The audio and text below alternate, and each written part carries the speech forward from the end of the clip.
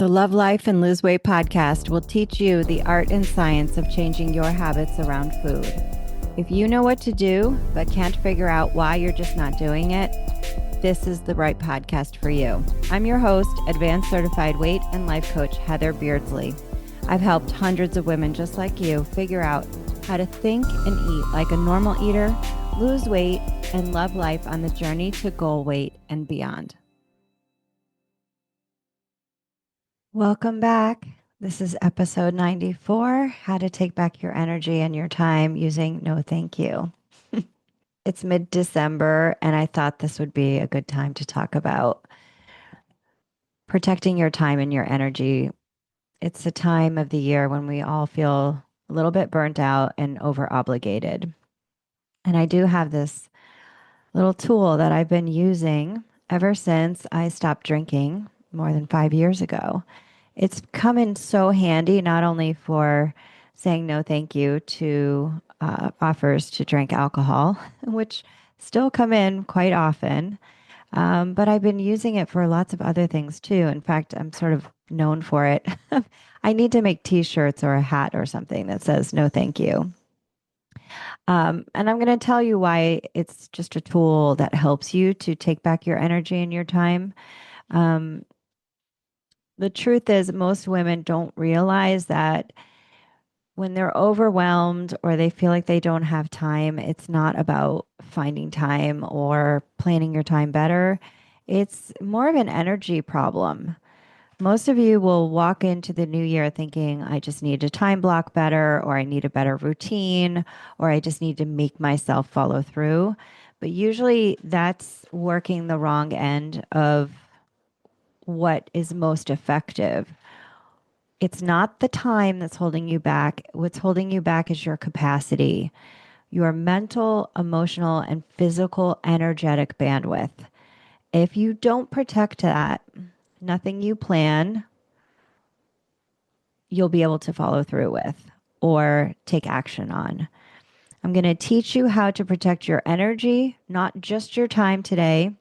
We're going to talk about elements from behavioral psychology and my personal favorite tool, which is the art of saying no thank you. So I hope this episode will help you to feel better and empowered to try some of these tools and dive deeper into energetic bandwidth.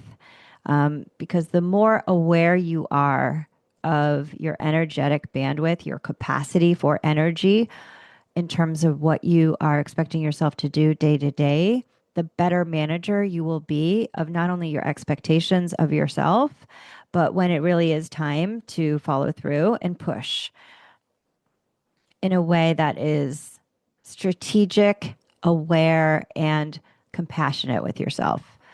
So the first part I want to talk to you about is why time management will always fail and why energy management succeeds. So time management is actually really what we're talking about is managing your energy in any one period of time. So if you've ever had like the experience of saying, well, I have very little obligations, I have plenty of time, but then you don't like take action. You sort of loll around or you're unproductive. And you wonder why that is. Like, I have all this time, but I didn't do anything. It's not a time issue in this situation. What's happening underneath the surface is that you don't have the energetic bandwidth in order to take action in the time that you have. So it's never just a resource of time that's required. It's a resource of energetic bandwidth that goes along with time resources that you have. So if you have a depleted nervous system, if you are drained emotionally, if you've been making too many decisions, if you've been working too hard with your brain and your brain is tired, then a few things happen reliably that I've seen in my coaching. I see overeating for relief or distraction, any kind of distraction. Procrastination happening all over the place. Or for some of my clients, it's pushing harder until there is literal burnout happening. So this is why time blocking alone is going to fail you if you don't take into consideration the energetic bandwidth that you have for the time that you have. Energy management here is the missing layer for many of you. So there's four energies that you must protect and nurture in order to increase your energetic bandwidth. For every task that you do, I mean anything from laundry to your professional job to cooking to emptying the dishwasher to taking a walk and doing your workout. It costs you in terms of energy units. Just put it that way. Okay. A unit of energy is required for you to complete that task. Don't think about it in terms of hours or time spent. Think about it in terms of energy cost. So there's four kinds of energetic costs or bandwidth. The first one is physical energy. That kind of energy is maintained and created by how you fuel yourself, your hydration, your sleep, and your movement expenditure. If you, like, for example, if you underfuel yourself, right, you will be in what Dr. Stacy Sims calls low energy availability. You literally don't have fuel to perform physically. And many of us just don't even take this into consideration. We just think, well, I have time to work out, but I didn't work out. And that's a me problem. But you're not thinking about your physical energetic bandwidth. Okay, that's the first one. The second one is emotional energy. So, emotional energy can be depleted by people pleasing, absorbing other people's feelings or their energy or their problems, complaining, things like that, caretaking other people, and conflict really depletes our emotional energy. Negative emotions, when we're in negative emotions, they do cost us in terms of emotional energy. And it drains you faster than probably any physical workout would. You know, we've all felt emotionally wrung out with things, and we know that this is true. Although for many of us, we don't think about this consciously. So if you've had an argument with your spouse or your kid or something, right? Or somebody's sick and it's like a chronic depletion of your emotional energy, worrying about people or being anxious about the world at large, even. I see this in my clients all the time. They're very low in emotional energy and they're unable to then use emotional energy units to put toward their weight management goals if they've been depleting their emotional energy by, you know, maybe taking in too much of the negative news cycle is a good example of that. Okay, so there's physical energy and emotional energy. The third is your cognitive energy, which means your thinking energy from your brain. This is a well and a resource. So, what depletes it? Decisions, planning, multitasking, concentration. You know, single pointed focused will deplete your brain energy, your cognitive energy. Your brain has a limited number of good decisions per day. And we all, again, we know this logically, but in the course of the day, oftentimes we don't take our cognitive energy bandwidth into consideration or how relatively depleted we might be. The fourth form of energy is environmental energy. So think about what depletes you in your environment. Noise. Oh my gosh. If you try to talk to me while the TV with a commercial playing at volume 7 is going, I can't think. I can't, I cannot access my energy. I'm in freeze mode. Noise, clutter, chaos, environmental chaos, environmental messiness. These are invisible drains that can affect certain people more than others. I'm somebody who it really affects. I've just sold a house and then bought two houses because I'm now a snowbird. And I must have packed, unpacked, broken down, and then repacked more than 1,000 boxes in the past 120 days. And when you have packing material and boxes everywhere, like it makes it feels chaotic to me. And it really depletes my energy because it's a constant source of visual clutter in my visual field. My husband doesn't seem to be very bothered by this, and maybe you aren't either, but this could be a big one for you, like it is for me. So when you protect your environmental energy, everything can feel easier, including your food habits. So when you don't protect these energies, you could be much more set up to overeat, to find relief or distraction. And not because you're hungry, but because your energetic bandwidth is depleted in any one or a combination of these four energies: physical, emotional, cognitive, and environmental.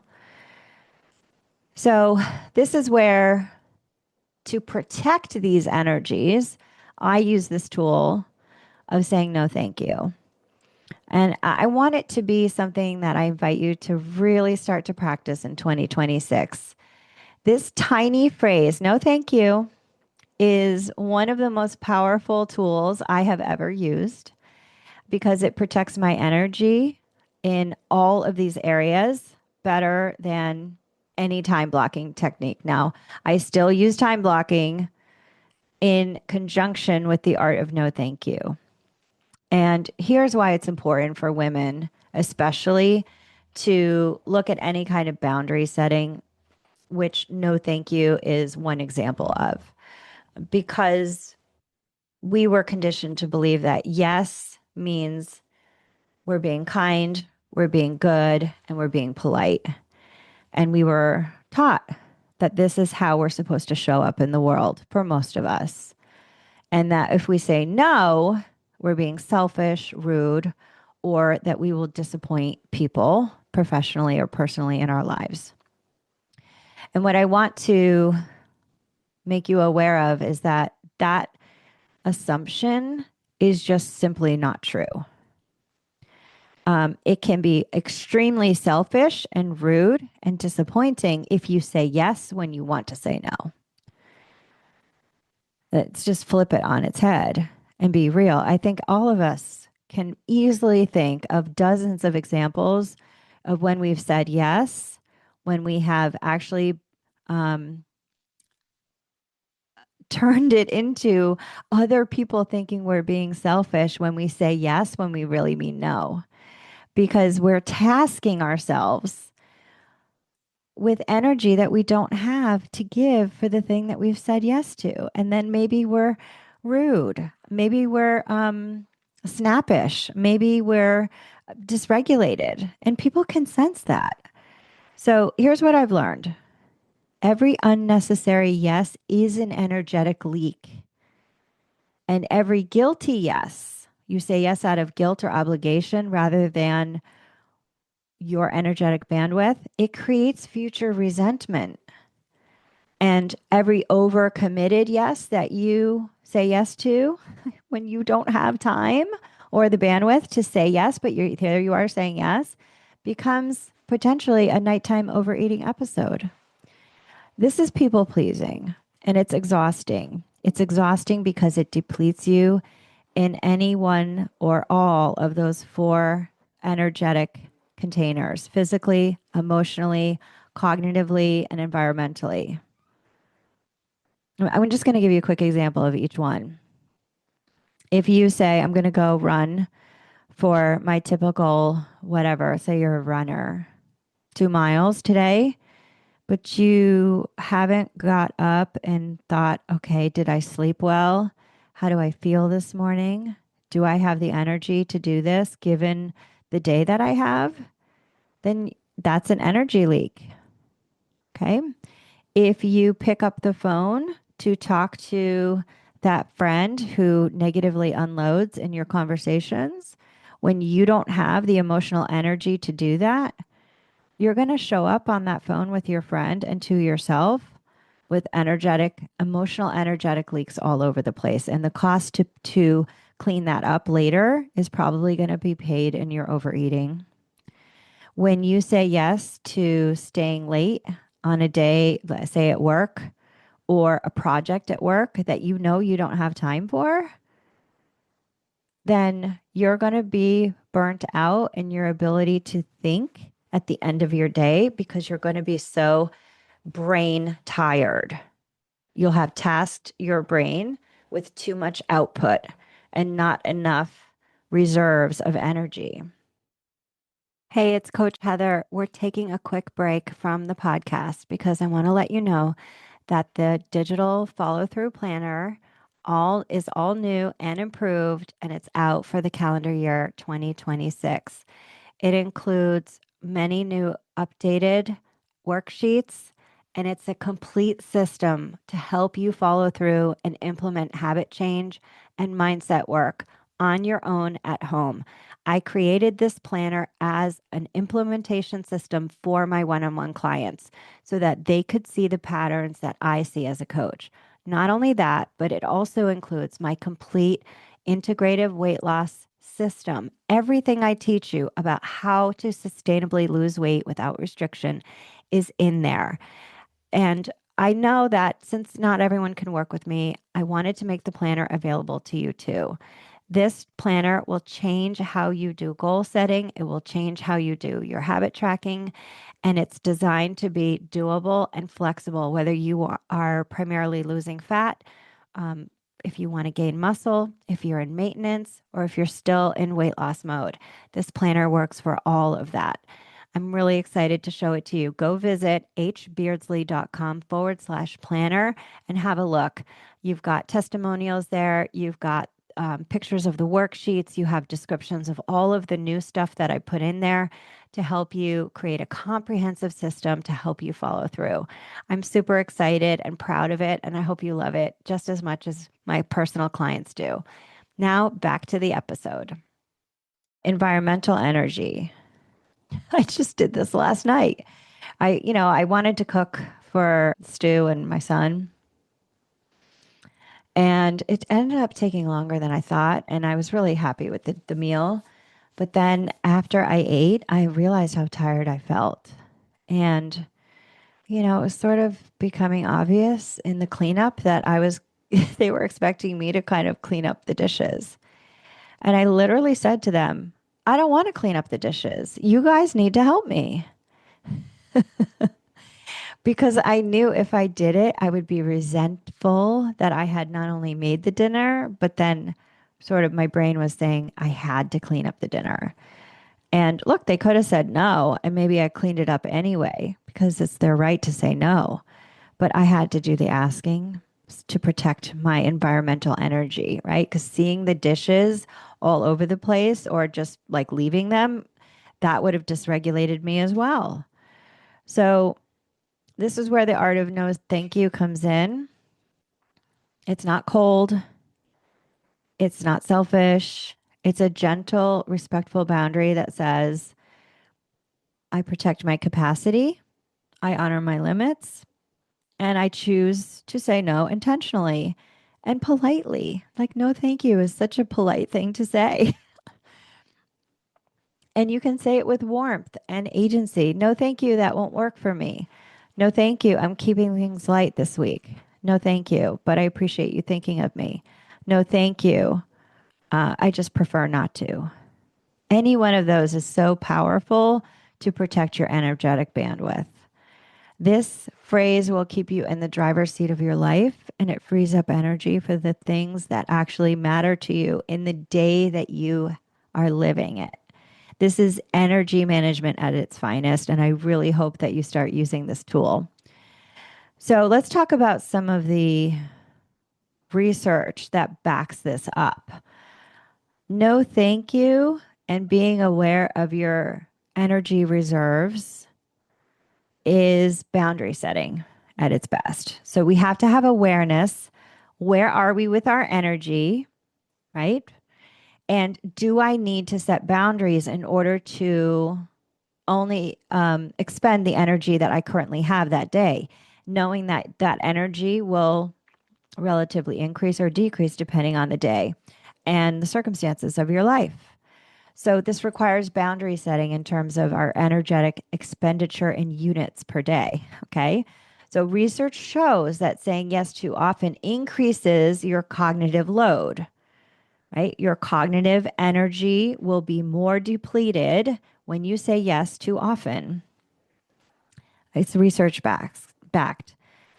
Every unnecessary yes will add micro tasks, micro decisions, and micro emotional labor. So when you are asking your brain to do a lot of energetic expenditure, like when I have a high coaching day, right? Let's say I see 8 clients in a day. I know that cognitive energy expenditure is going to be high. My prefrontal cortex is going to become less effective. So I know at the end of an 8 client day, I'm not going to expect myself to do anything that requires my brain to do much heavy lifting at all, right? I'm not going to be doing content creation. I'm not going to be doing anything besides maybe just making dinner and taking a walk, right? I'm going to let my brain rest. Also, number 2, assertive communication is a proven form of stress reduction. Most of the clients I coach who are practicing people pleasing in their lives think that their stress will be less if they say yes when they really want to say no. But actually, it's the opposite. Research in communication psychology shows that when you are giving yourself permission to advocate for what you truly want, it improves your emotional regulation, your feeling of being in control of your life, and it reduces anxiety. Saying no, thank you, or any kind of boundary setting is a gentle and assertive boundary that decreases stress, prevents resentment, and protects your emotional energy. And these benefits will impact your habit of overeating because emotional overwhelm and feeling like you're not in control because you have to please other people are major triggers for self soothing with food. So, a simple, warm, genuine no thank you is a proven assertive communication tool that will protect your emotional bandwidth. And when your emotional energy stays steady, like your tank is always at least half full, then your eating habits will stay steadier and that will help you with your weight goals. Boundary setting prevents emotional exhaustion. So, the literature on burnout, especially in terms of like caregivers and workplace burnout, these studies show that people who do not set boundaries experience the results of emotional exhaustion, emotional dysregulation, and impulsive coping behaviors, of which overeating is a major one. Emotional exhaustion is one of the top predictors of stress eating, overnight eating, and relief seeking food behaviors. So, when you protect your emotional energy by saying no, thank you, right? Don't pick up the phone when you don't have the bandwidth to talk to somebody who's challenging emotionally for you, then you reduce your own burnout. And that's one of the strongest predictors of nighttime eating is being burned out. Here's the final one. Reducing your obligations creates more self-regulation capacity. This is called resource allocation theory.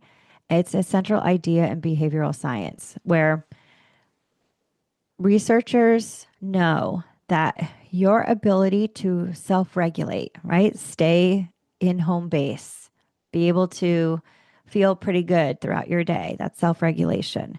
It's a finite resource.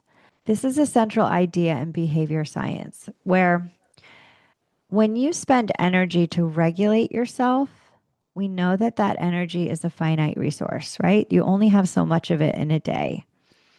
And when you spend your energy on pleasing others, managing extra commitments, doing work that isn't aligned with your goals, even if it's saying, I don't want to do the dishes, y'all need to help me, um, you will drain the resource that you need to regulate your food behavior.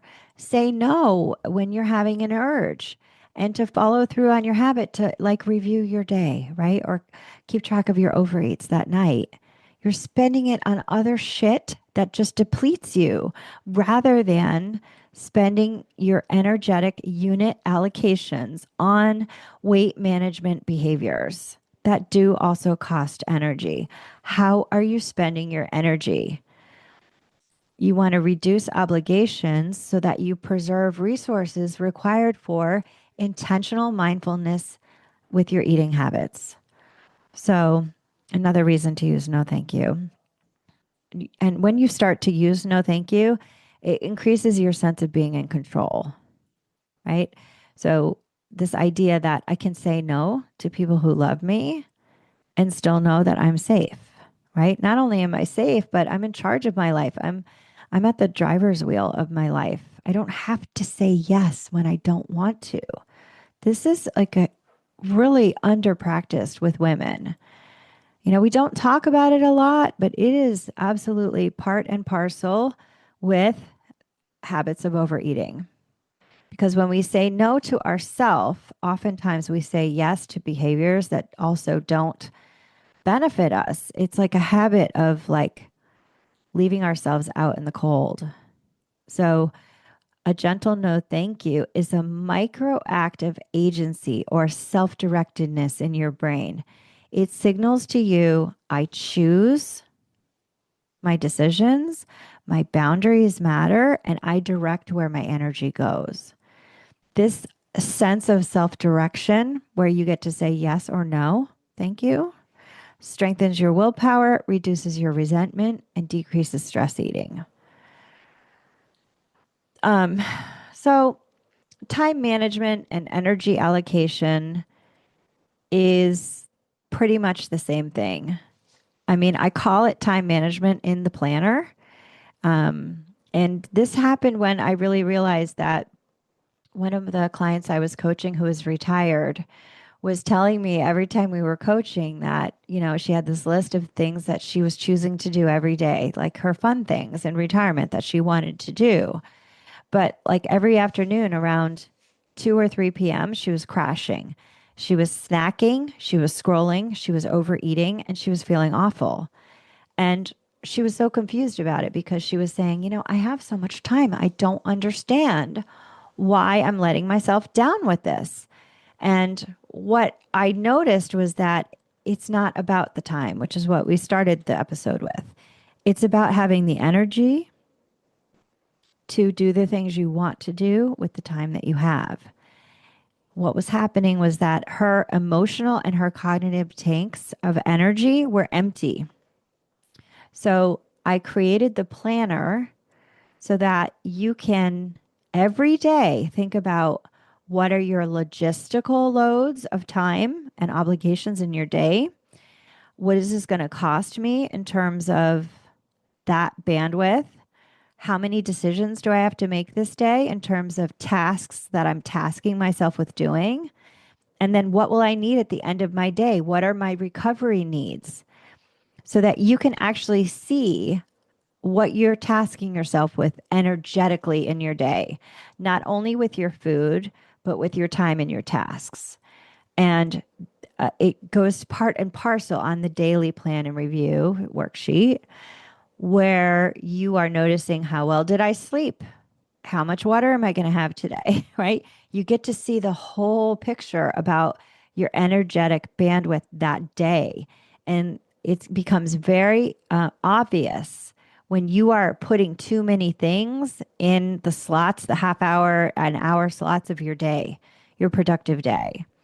They literally won't fit in there. And then you need to really reduce your tasking of your energetic bandwidth so that you get to a place where not only do you ask yourself to perform, but that you create the energy required to perform.